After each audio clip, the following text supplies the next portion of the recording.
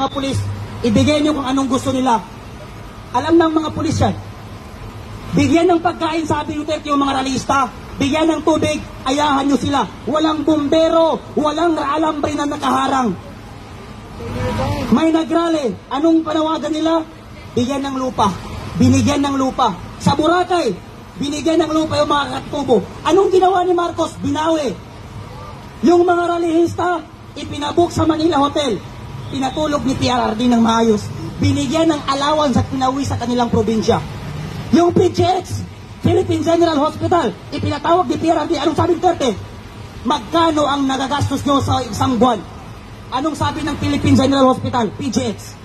60 million. Sapat na yun. Anong sabi ni Duterte? Bibigyan ko kayo ng 100 million. Natawa ang General Hospital, Philippine General Hospital. Anong sabi? Malaking tulong yung PRRD.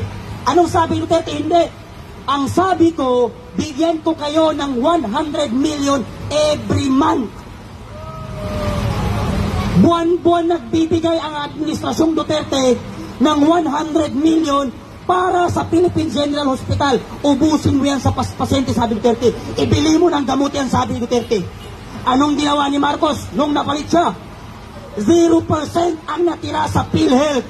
Kaya ang daming nakapilang may rayuma, ang daming nakapila na senior citizen, ang daming buntis na hindi maoperahan dahil 0% ang PhilHealth. Ano ang sabi ni Duterte? Kawawa naman ang mga tricycle driver, kawawa naman ang mga jeepney driver. Every 5 months, nagpaparenew ng driver license. Gawin nating 10 years ang passport pati license. Di ba tumaas? Di ba naging 10 years? Ano ang sabi ni Digong? Kawawa ang mga pulis, kawawa ang mga sundalo, kawawa ang mga guro. Ang baba ng kanilang sahod, itaas nga natin. Tumaas ang sahod ng pulis, pati ang sundalo, pati ang mga teacher.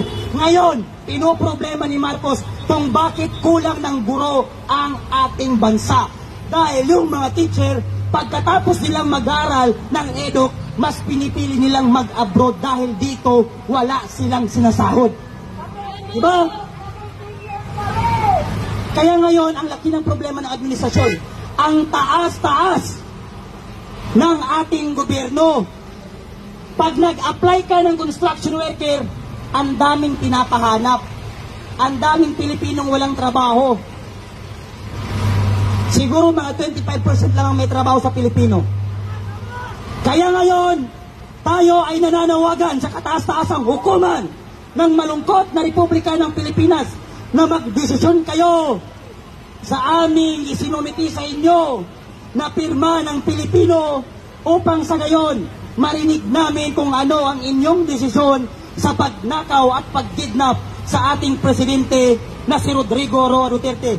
Pangalawa, ang Pilipino ay hindi pumapabor sa ginagawang impeachment sa kay VP Sara. Pangatlo, ibaba ang lahat ng bilihin sa ating bansa at ibalik nila ang mga ninakaw nila at ipakulong ang lahat ng mga politikong magnanakaw.